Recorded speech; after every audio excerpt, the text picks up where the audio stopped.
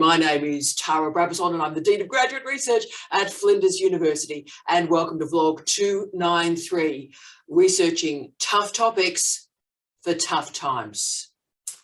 And I have a remarkable friend, a remarkable colleague who I've known a lot of years now, and I've just found out it's her birthday as well. So this is a truly splendid moment, and I've wanted to speak with Dr Gail Crimmins for some time, and I get to do it on her birthday, as hopefully we're leaving a pandemic. So these tough times, let's hope, are truncating a little bit. So Gail, there's a lot I want to talk about with Gail, and she's an incredibly important presence in your life, I think, because she's currently the Deputy Director of Learning and Teaching at the University of the Sunshine Coast, which is a very interesting university in and of itself, in a newly formed school of business and creative industries, a very large school. So that's an important node of our conversation as well. And look, her background is amazing. She's a trained actor and a director and is now the senior lecturer in communication at the University of the Sunshine Coast. Now,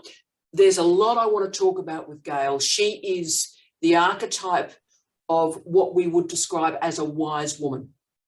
She is a wise woman.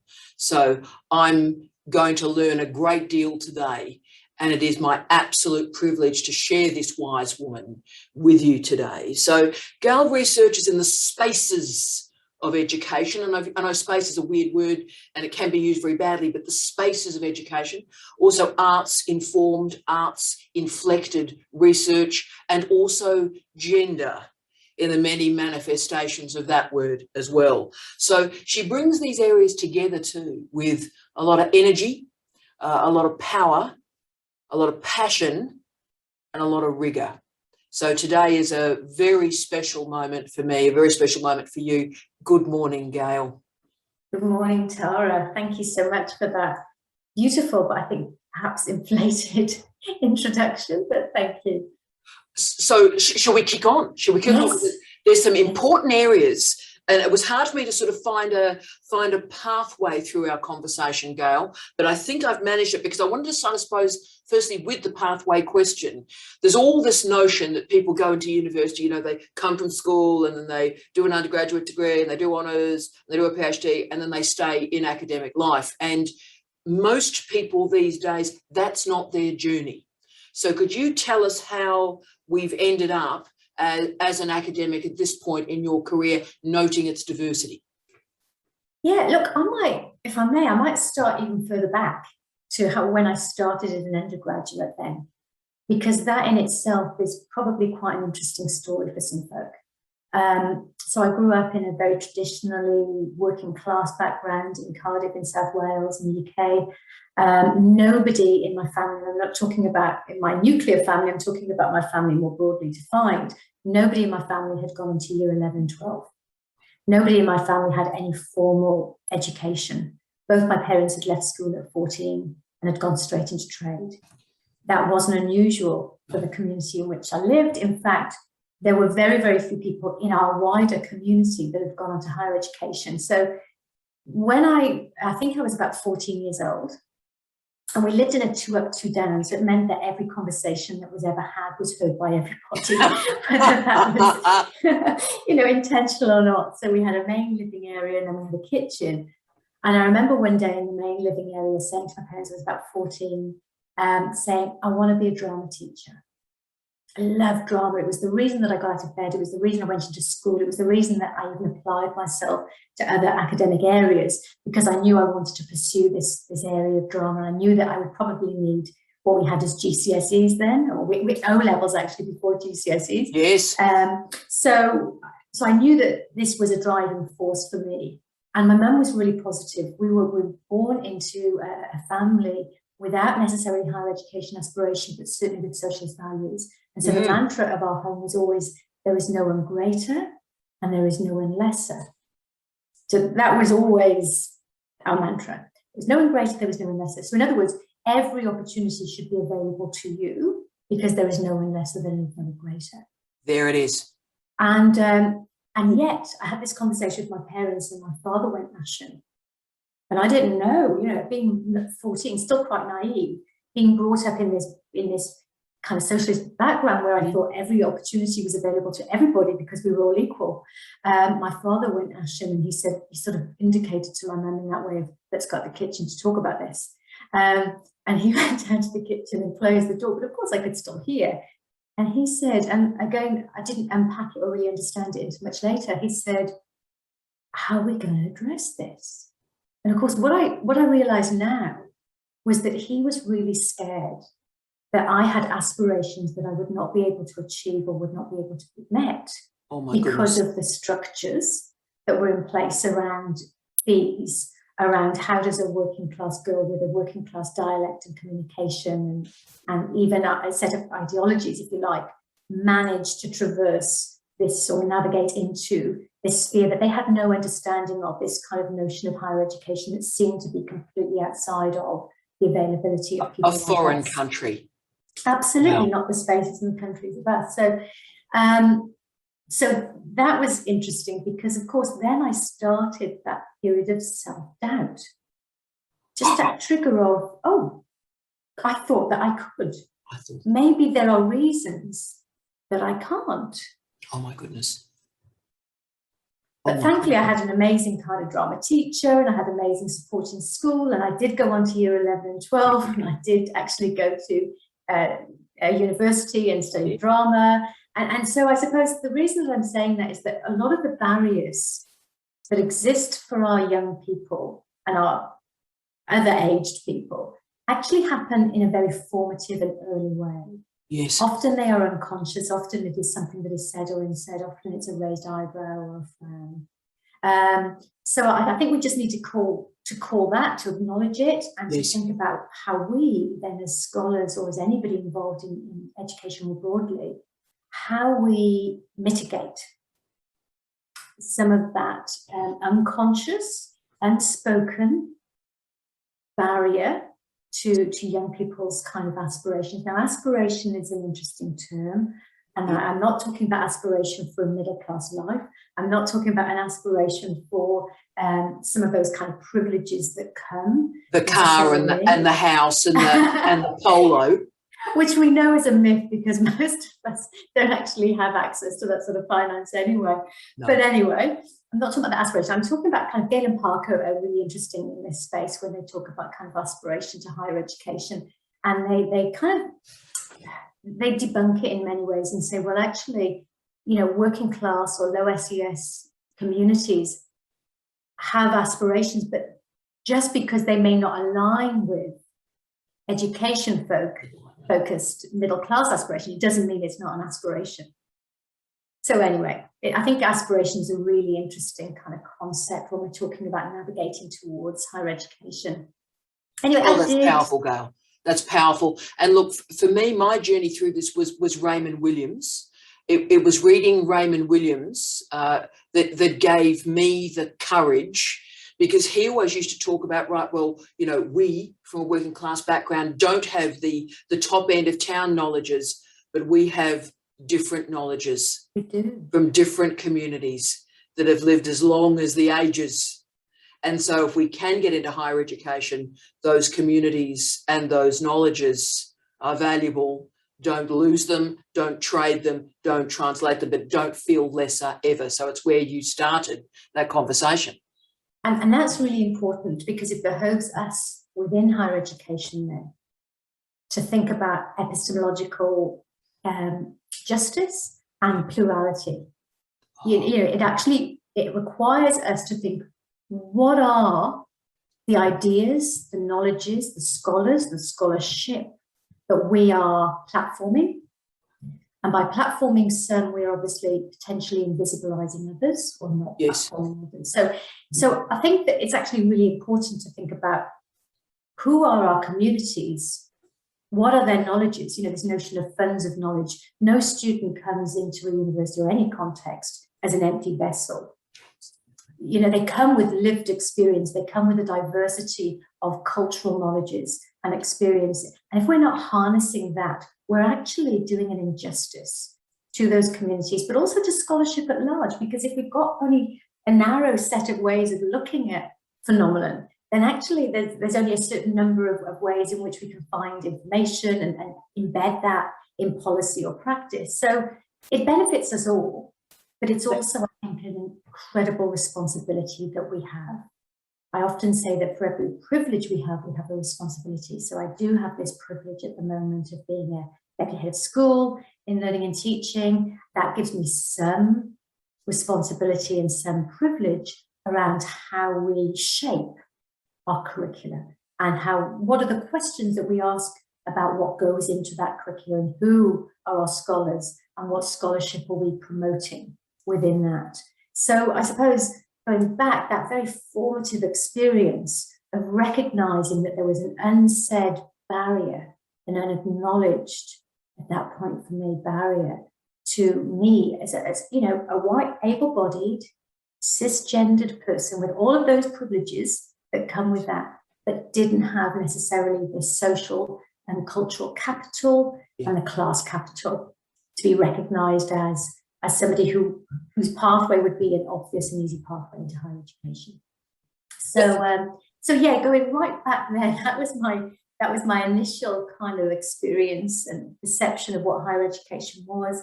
I did my undergraduate degree at Exeter University. Again, very white, middle class, upper middle class actually, but in an enclave within the drama department. So, sometimes you have to find your mob, and it's not necessarily within the broader university. Sometimes it's in a smaller kind of discipline area or sub-discipline area perhaps, or even just a social group or cultural group that you align yourself with. So I felt very embedded and comfortable within that space. There was a diversity of students within that space, even though there wasn't within the university body more largely. And then I went into performance. So I wasn't going to be, even though at 14 I really wanted to be a drama teacher. I then moved into performance. I was a physical theatre performer. I worked in what we call TIE, which is theatre and education. So lots of community-based projects as well. I worked in a number of different ways as a performer, as you always do: screen, theatre, TV, film. You're a jobbing actor. That's what you do. You take your gigs. That was actually really good training for academia. We talked about the gig economy there. So I did that until I was 27, and then I had a really bad back. I had a big accident and I damaged my back. Yeah. And as a physical theatre performer, my body was my tool. And it was devastating because I couldn't perform. I couldn't work in the way that I had trained and the way I had focused my whole world and my whole life. Because socially, culturally, everything is embedded in that kind of theatre kind of scene.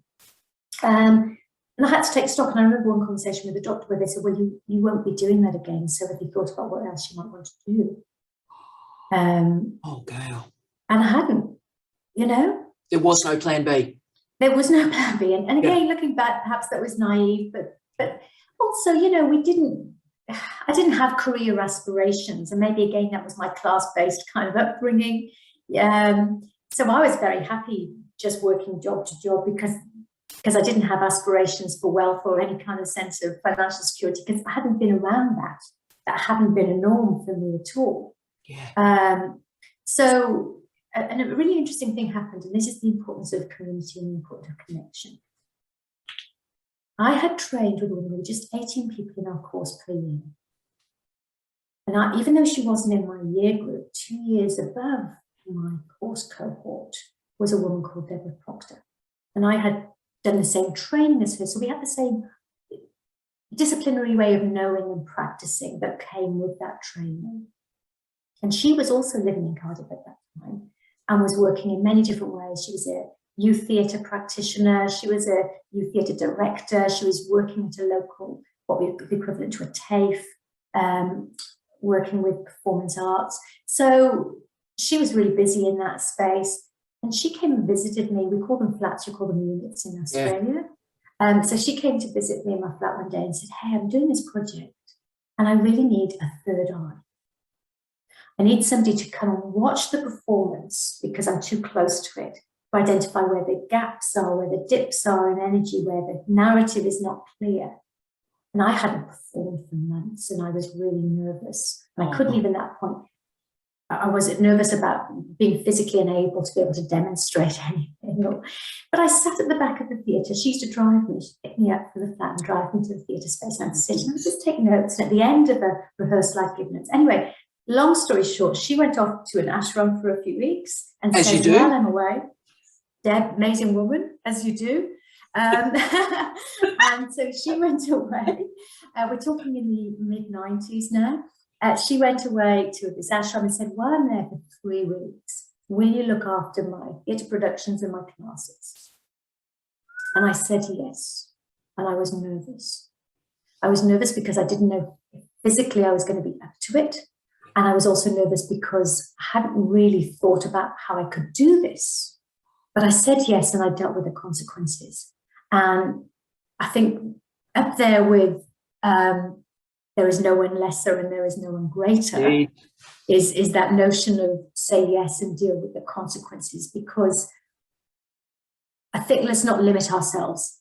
Let's test our capabilities by putting ourselves out there. And I think that that's really important, especially for women who often are not necessarily provided the same opportunities and are not necessarily given the same opportunity to develop that confidence necessarily because of the systematic kind of sexism that they identify in most of their cultural workplaces.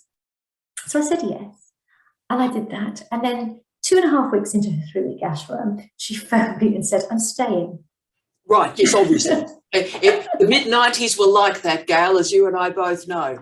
Yeah, so she stayed there, and I had to kind of contact the people that I was temporarily working for and said, "Can I just see out the semester or terms then? Because Deb's not coming back." And they said, "Yeah, that would be great. Thank you so much." And that's how I started working informally in education. This is, I mean, what a story is that? I mean, Gail, that's incredible to me, but I think, and it's so liberating and important for all our students and all our friends around the world to hear that. You've often heard me say sort of jump and the net will appear, feel the fear and do it anyway. It's really hard to do, but you did it from a point of injury, of not having a plan B, and one presented itself, and it took great courage to take that opportunity, and then when the next iterative opportunity came, to run with it.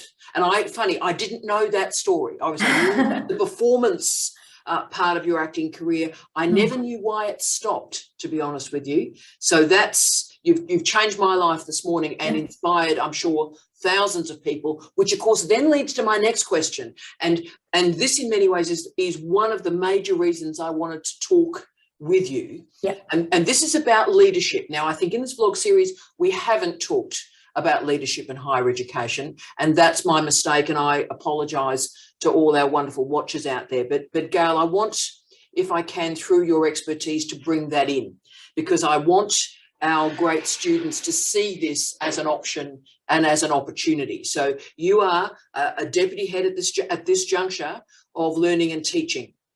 Very difficult leadership job, that one. Multiple masters and mistresses and non-binary identifying colleagues in that space, and you're never ever going to get a clean win. So I argue that's one of the hardest leadership jobs you can do.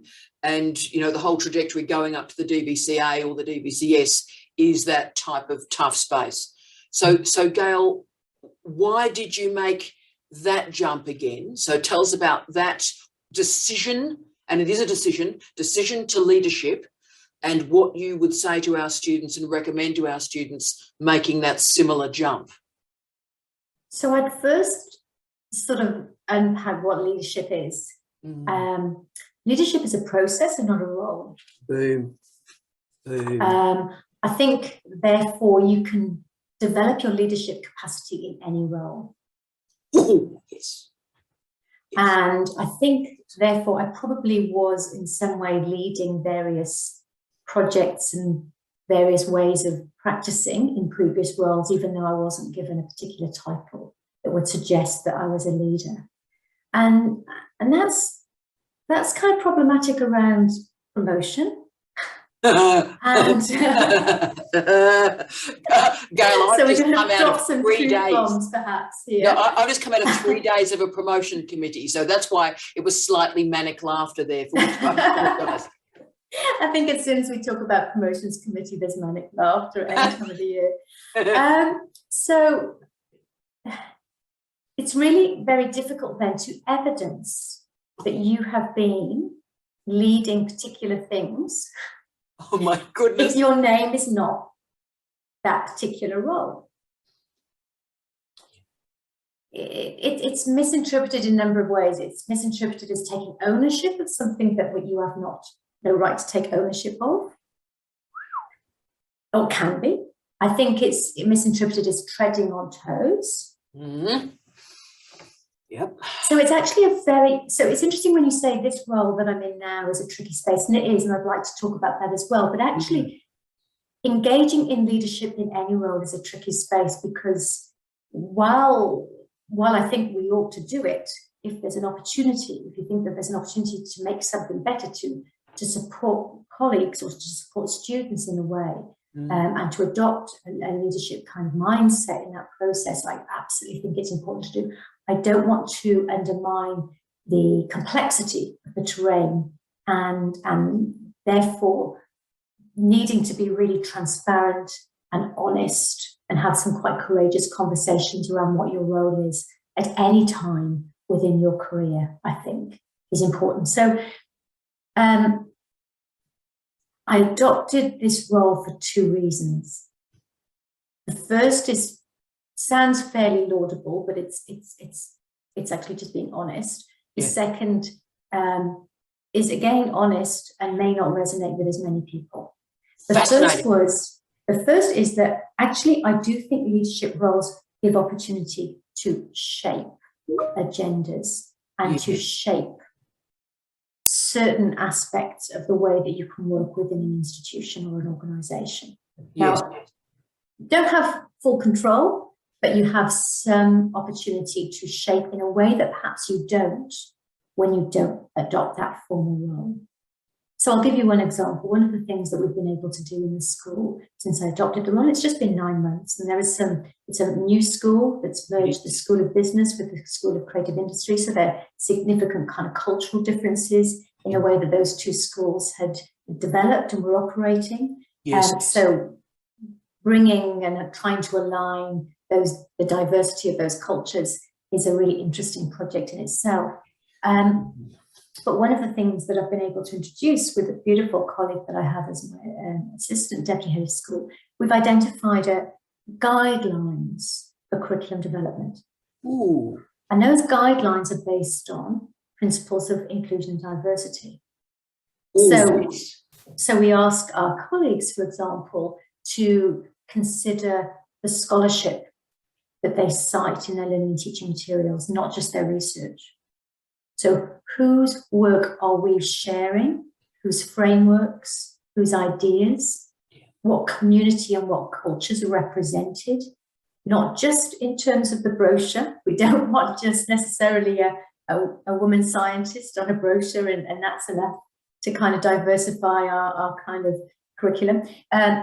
Whose voices, whose frameworks, whose epistemologies, ways of knowing, thinking, practicing in that scholarship are we promoting? What is the diversity of our teaching team? Yeah.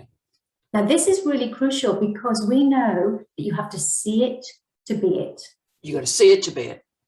So if you don't have a diversity of scholars, of academics in front of students and or their scholarship, people who represent in a marginalized identity, if they're not represented, they can't see it to develop that aspiration to be it. No.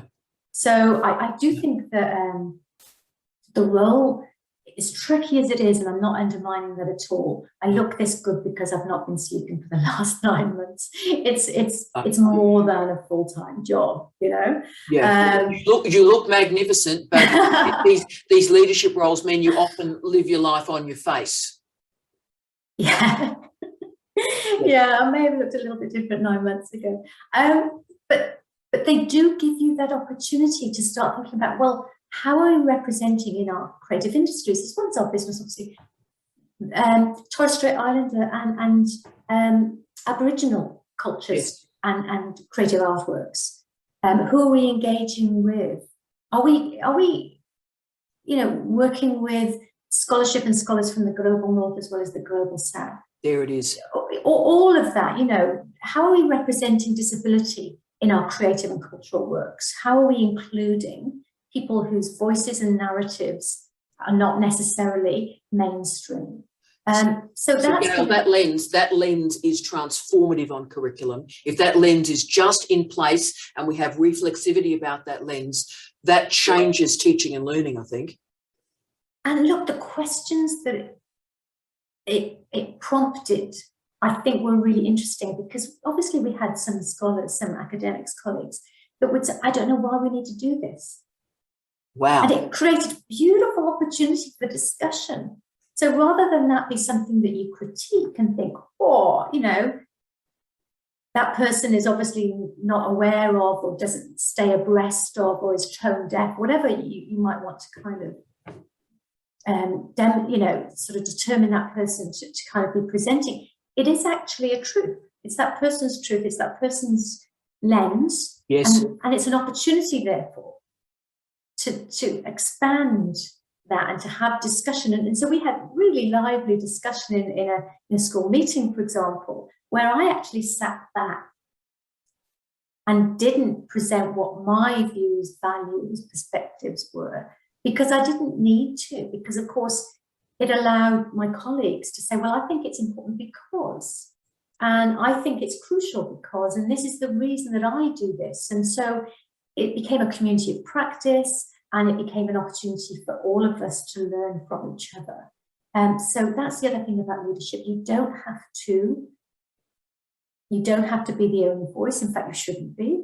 It's about catalyzing change, and it's about providing opportunity for other people in your team to be able to step up and to also be able to share their knowledges and experiences with each other to inform each other. That's magnificent. And I mean, leadership in many ways creates a space and spaces that we didn't know existed before that leadership statement or imperative or position was activated. And look, the second reason, yes, here we go. If I'm really honest, I'm interested. Is that I was a bit worried about who else might take the role and where the direction of the school might go. Yeah. Had some other people perhaps taken that role. So it wasn't a role that I took overly willingly. That's why I paused somewhat before answering the question. I'm wondering how truthful I was going to be, but I'm going to be perfectly truthful. So it was because I know that I could potentially affect positive change within a limited capacity, but it was also because you kind of know the way that academia is going and has been for the last 20 years or more. Yeah. And if there was somebody in that role that perhaps was aligned with that neoliberalist agenda, I would fear, or I did fear, for the way that the school might lean.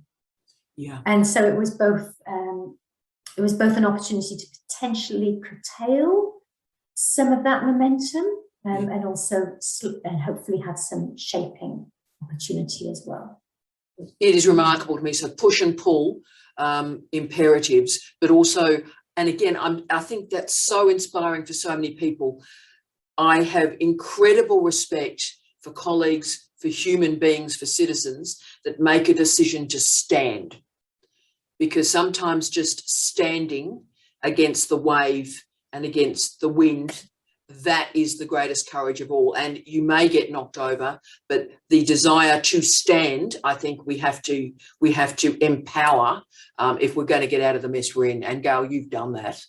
Look, it comes at a personal cost. And so if if we're talking with people who are thinking about this, I think absolutely, please say yes and deal with the consequences. Please stand. We need you. We absolutely need you. We need you. We need you well. Yeah. We need you to stay well. So knowing beforehand and trying to manage the onslaught that comes with some of these. I haven't worn mascara in 9 months. And the reason that I haven't worn mascara in 9 months is that I probably cry most days. Oh, God. And I cry for joy. Look, I'm one of those people anyway. I'm very emotional. So I cry for joy, and I cry for despair, and I cry for all sorts of reasons. But it's a hard job, because there are imperatives that are top down that are very, very difficult to manage. And I don't want to just pass them straight on. So there's a resistance. Yes. You're trying to push back, as well as support my colleagues to come into line with what we know is the baseline of what we will need to do in order to combat further pressure. Yes. So we're in this very, very compromised space where potentially my colleagues don't recognize the push up that I'm doing. They don't necessarily recognize the advocacy that I'm operating. And they often see just the kind of push down that I can't resist, that I have to I'm almost a conduit to, in terms of new learning and teaching models, in terms of rationalization of programs and courses. There's a certain amount that I've not been able to resist, and that I've therefore had to work with colleagues to support, and that's a very, very difficult space to be in. Gail, I love you for doing this job, and I think you've captured there better than anything I've ever read, actually, or anything I've ever heard, on what it feels like to be a middle manager in higher education. And I think all our wonderful students out there need to remember that story. Gail hasn't worn mascara in 9 months. Lucky she's got fantastic eyes. That's a bridge too far for me. But can I say I'm quite upset, the idea that it's taking it out of you to that scale. But that is the middle management story in higher education. And look, Gail, can I move to the next question? Because I think I've ever told you this, but I think it was many years before I actually met you and I as humans. My first engagement with you was via those articles you wrote in the mid to late 2010s on casualisation. That's when I discovered you, and I went, oh my goodness me, this woman is something else, because I started to cite this and went, oh, hello, this is because it worked very nicely, and it was actually ahead of Guy Standing's work on the precariat. So I went, oh, well, he's done it and he's got all this fame, but actually this woman is doing incredible work here, and I'm really going to watch her citation. So that's when I met you.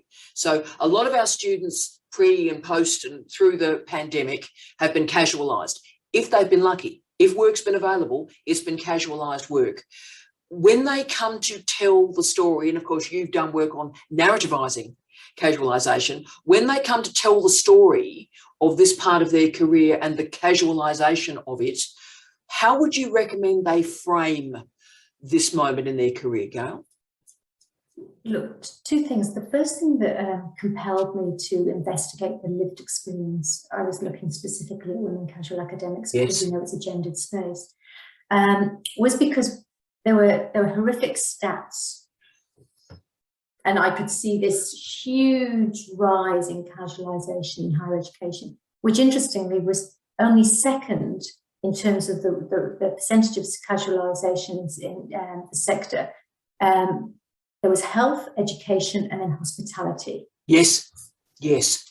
So that was astounding to me when I saw the stats, when I saw the percentages, and I was trying to reconcile when something as important as education, when something as important as health, I mean, arguably, without health and education, there is nothing else. There is no life.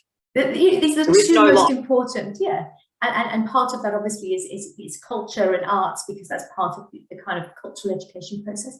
They were so highly casualised, and yet all we had at that point, or that I had encountered, were the statistics. And statistics are amazing, they're flooring, they can be astounding, but they also invisibilise the individualism, or the individual, within that.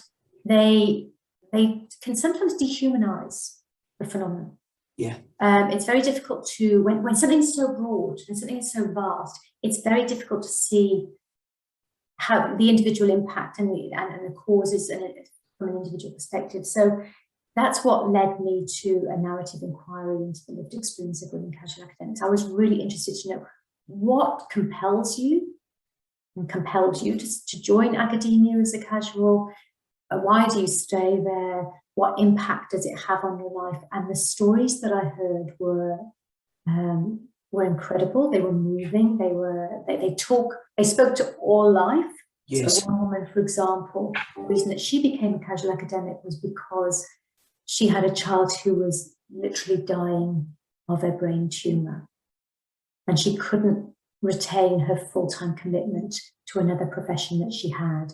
And a colleague of her, a friend of hers, had said, why don't you join academia as a casual, because you can dip in and out, you can just do a few hours.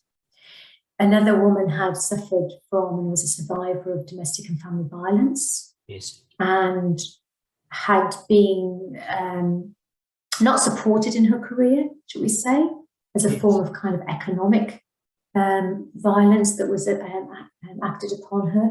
And therefore, that was the first gig that she could get out when she got out of that situation. And there were a myriad of other kind of reasons. But I suppose what I'm saying is it becomes a lens to all aspects of society and life, doesn't it? As soon as you get into the lived experience, the kind of multidimensionality of that experience became apparent. And that couldn't, for me, be captured in an academic text only.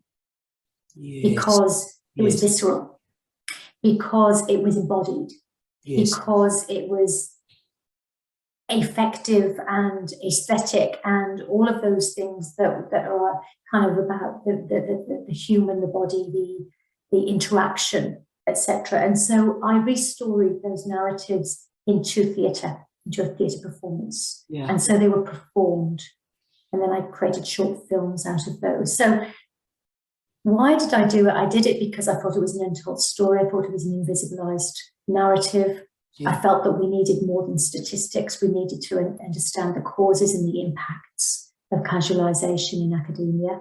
Yes. I felt that the form through which we needed to do that should actually engage our emotions, our all of our senses. You know, when we talk about the aesthetic, we're not talking about that which just looks in a certain way. We should smell it, taste it, feel it. So I wanted that to be an aesthetic experience, so that we know that when we are moved, we are most compelled to action. Yes. So for me, I was moved by those narratives and that phenomenon, and so I wanted to present that same opportunity for others to be moved, to compel to action. Now we know that actually casualization has continued. Yes. We know that it's been exacerbated by COVID. We know that the continued defunding in real terms of higher education contributes to this. We know that it impacts academics themselves, casual academics, and it impacts our students. Yes. So it's right up there with climate change, without trying to kind of compete for kind of areas of importance that we need to be putting our attention to. I think it's really significant, because if we don't invest in education, and if we don't invest in higher education, we can't actually address the other things well, such as climate change and communications around that and narratives around that. We can't engage with real narratives around racial discrimination and sexism and ableism and classism and all of those, you know, so yes, that's where our attention needs to be. And if we're underfunding and devaluing the people in that space, we're actually devaluing the opportunity that those people in the academy itself has to address the other issues that we have and problems that we have in society. Gail, I think you've changed people's views and lives on that. My only imperative for our wonderful students that may have been locked in casual work, you know, it's not 1 year, 2 year, but it's now 5 years, 10 years, is it is not a space of shame. Oh. It is not a space of personal guilt or there is nothing wrong. So what we need to do is actually recognize the whole system is now casualized.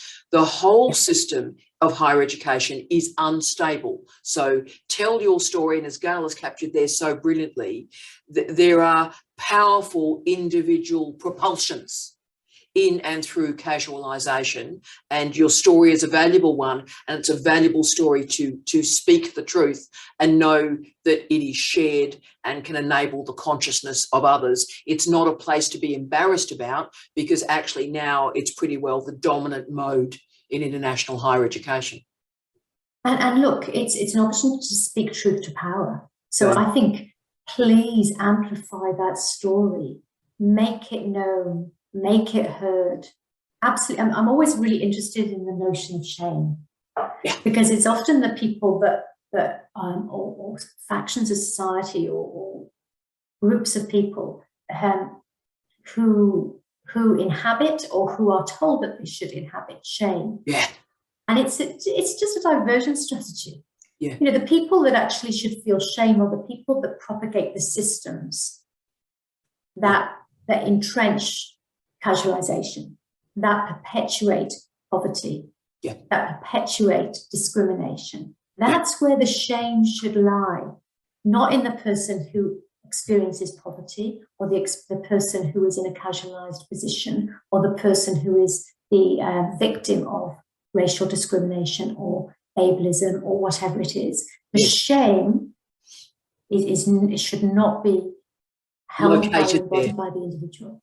Absolutely not. It's systematic, and we all have, and this is another kind of opportunity for higher education. We all have a responsibility to identify it, to address it, and to make sure that our academy is we should be at the vanguard of addressing these issues. Yeah. Not perpetuating them. Yeah, I mean, I've always been stunned. You've heard me say so often, Gail, that international higher education, we should be the best workplaces.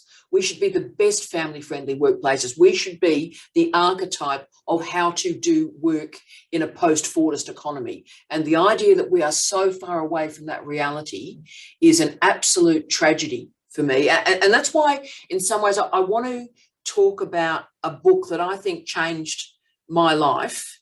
Published in 2020, Strategies for Supporting Inclusion and Diversity in the Academy. I use it as a textbook in my current role. I am that moved by that book, and I think it's that important that when I need to think about an issue, I go to that book first and gather and continue to reflect on that process. So why did you decide to commit to that book, mate? At this particular point, because again, that's an archetype of courage too. That's sort of calling in the enemies of the apocalypse, really. I'm now in a position of relative power. Relative. I also, as I mentioned earlier, have a huge responsibility for every opportunity. There is that responsibility as well. Yes. So we can't ignore the fact that higher education is more than a microcosm of society. It is more than, because it intersects with and it informs and feeds into every other business and organization, because we shape the ways of thinking and practicing of our leaders. Yeah. And leaders, whether you're talking about in the corporate world, in the world of science, in government, in not-for-profit, we shape the ways of thinking and practicing. Yeah. So we have a huge responsibility to ensure not only we've got an inclusion diversity within our student population, so that we're giving lots of opportunity, equal opportunity. I know that sounds really radical, but equal opportunity regardless. And look, access doesn't mean equal opportunity. Boom. Boom. So we're talking about equal opportunities. That means changing what we do and how we do it, not just letting more people in through the gates and saying, well, there you go, you know? So that's why I wrote the book, because I think it's an opportunity for us to look at ourselves, look at the practice that we engage in, question that, and actually make changes. Yes. Make changes around, you know, who we employ, how we engage those people. And I'm not talking about just numerical equality. I'm not talking about the fact that we'll have this number of people who identify as Aboriginal Torres Strait Islander. I want to know where they are within the hierarchies. Who are our professors? Yes, and the communities of care and support around them. So we haven't got one isolated person that ticks a particular box, that actually there is a community of care and support and teaching and learning and research support around them as well. Absolutely. So we're talking about making sure that all of our centres and all of our schools are actually diverse, and they represent the diversity of the communities that we serve. Yeah. Yeah. So that's why I wrote the book, because at the moment we don't have that. No. We still have a very male-dominated, white, cisgendered, able-bodied, and middle-class kind of hierarchy, and therefore thinking. That's the thing. While we're in those positions, it's our bodies of thinking and our experience that informs the policy and the practice of higher education. If we don't diversify that, we actually can't diversify the content and the forms of communication through which we engage. Now, I read something astounding yesterday. You will know this, but for me it was astounding. The amount of money that we spend on publishing in Australia per year is somewhere between 465 million and $1 billion a year. It's unbelievable, isn't it? Now, let's think about what we could do if we redirected that money. Yeah. Yeah. So it's not that perhaps, I'm not saying that we don't need more money, because I'm not saying that I think we do, but I think also let's look at where our money is going. Exactly. In higher education.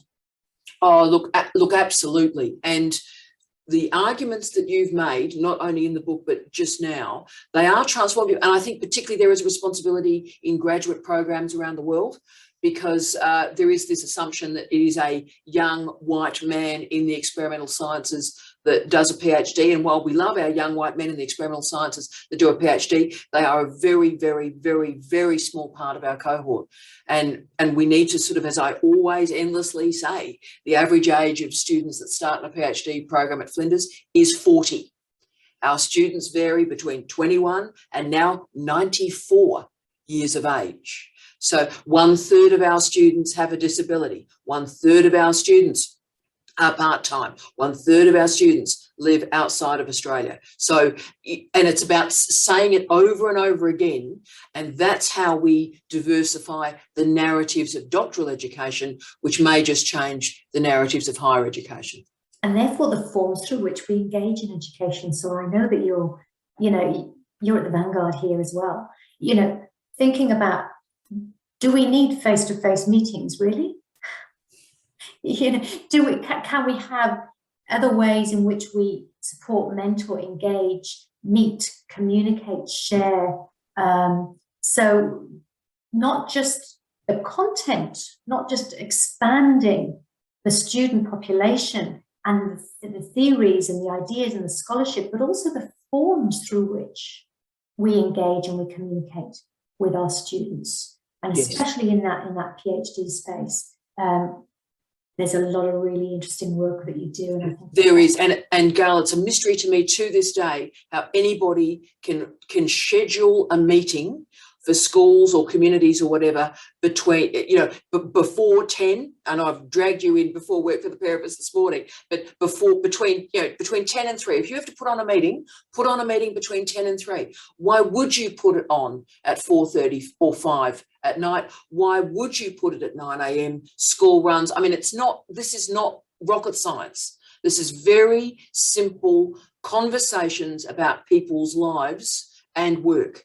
This is not hard, which I suppose then leads me to the next question that I'm edgy to ask, but you and I are courageous women and we will ask this. Now, so much of your research has explored feminism and women's experience. Now, Gail, in the last 2-3 years, that's become a pretty complicated space, and that's just on Twitter, mate.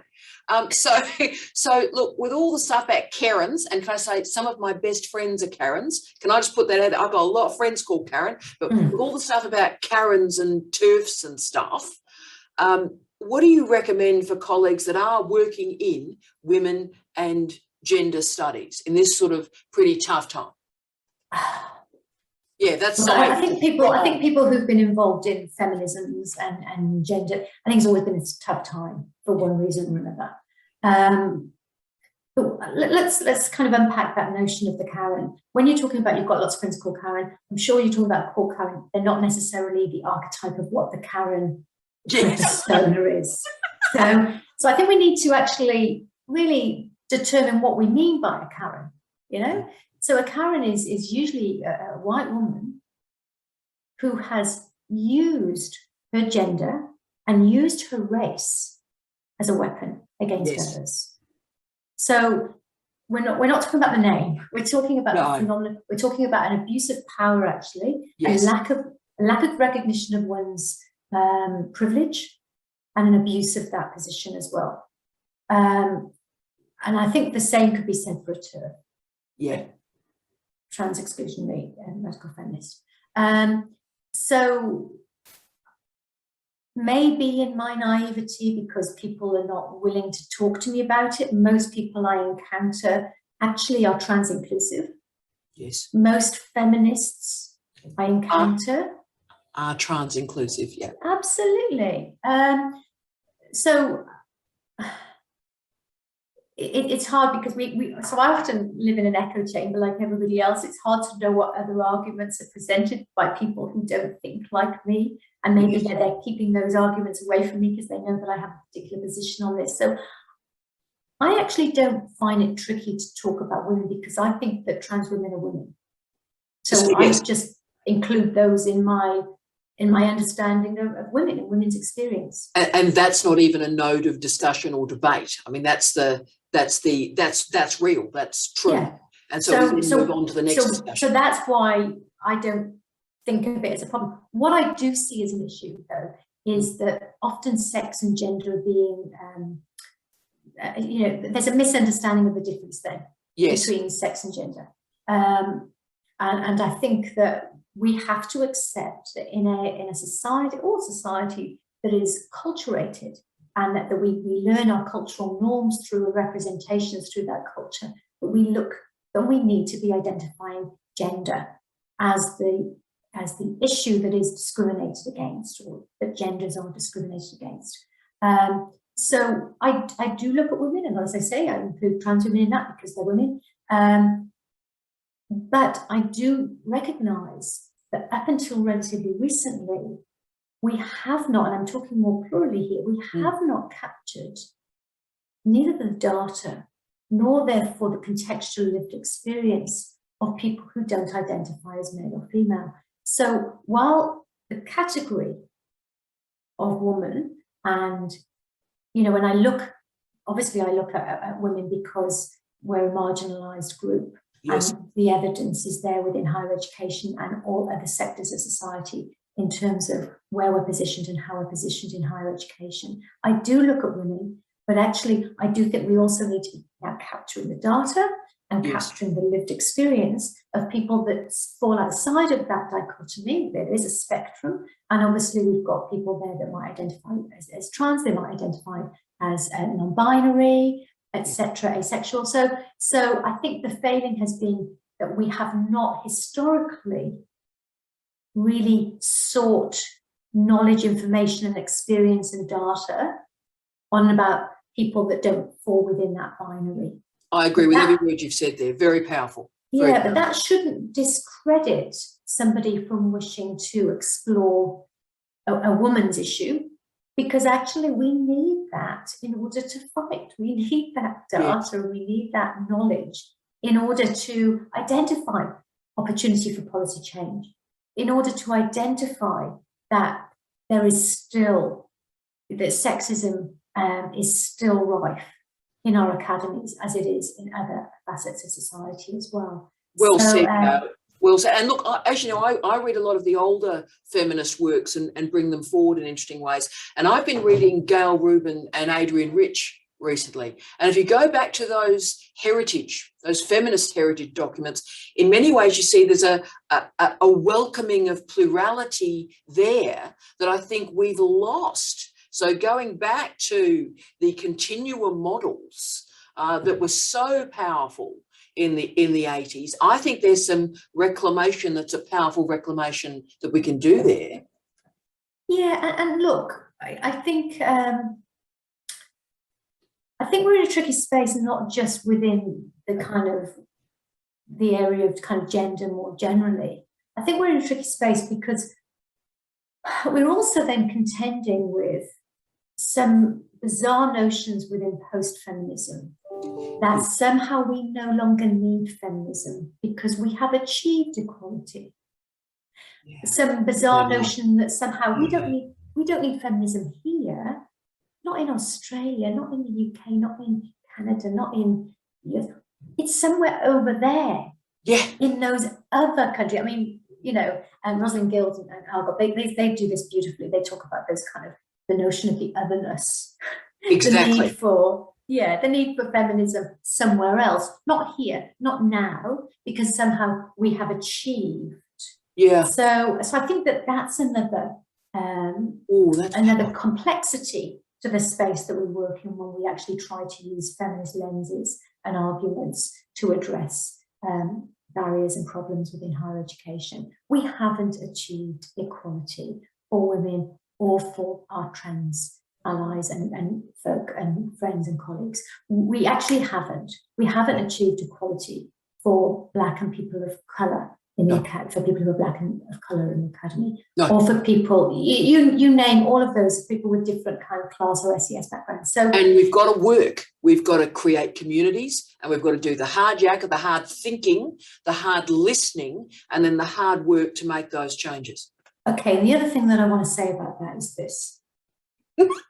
I make mistakes. We all do. And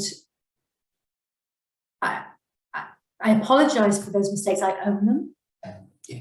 But I will learn from them as long as I know that I've made the mistake. Sometimes it takes a really courageous conversation for somebody to say, hey, actually, the way that you communicated that, or the way that you presented that data, or you excluded, so I welcome that critique, and I think that we grow from it.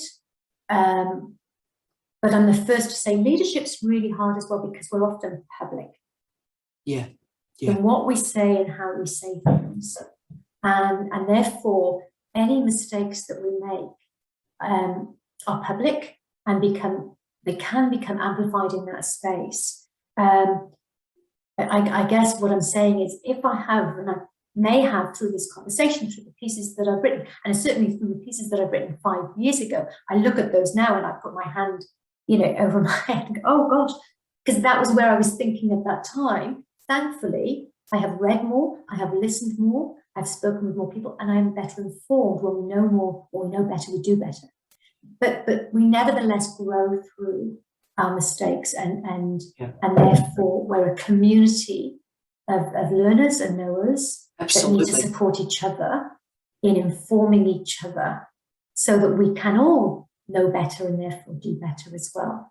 And see, Gail, this conversation started with you talking about your wonderful family and your 2 up, 2 down and socialism, right? And, I had a different but parallel experience, as you know, right? And what I think we learn from left-wing politics, and that's why I do have challenges with identity politics, which I have expressed for about 25 years. And my challenge is not with identity or politics. My challenge is with consciousness and community. And all of us, through reading and thinking and listening and caring, gain consciousness. And that's what living's about. That's what a life well lived is, a life where we gain consciousness, and that consciousness creates community. So obviously we change. You've heard me say to our students that when we write something, an article or a book, it's an intellectual photograph. And like photographs of your and my face, they change as they move through time. So it's about going, right, that's where I was at that point, and that's what I've learned since then, because I've read these great colleagues. So my final question, Gail, this has been, I respect you more than I have breath in my body or words in my vocabulary to convey. You are a top shelf human being. You are what we are aiming to be in life. So let me just firstly put that out there. But my final question, therefore, is about courage. You are a courageous academic. You are a courageous woman. You are a courageous leader. Could you just finish off for our students talking about that courage, its gifts, but also perhaps its costs, mate? Yeah, it's interesting that you would identify or define me as courageous. I don't see myself in that way at all. You know, you've probably all seen those memes that pop up and say courage is getting up the next day, dusting yourself off and saying, I'll try again. Yeah. And I think it's that. I think it's actually grit. I think it's persistence. I think it's dusting myself off and us dusting ourselves off again and again and again and standing up again. Why do I do it? How do I do it? I don't know. I think that I can't bear injustice. It's one of those things. Very, very briefly, I'll tell you about something that changed my life. Tell me. I was in my mid to late 20s.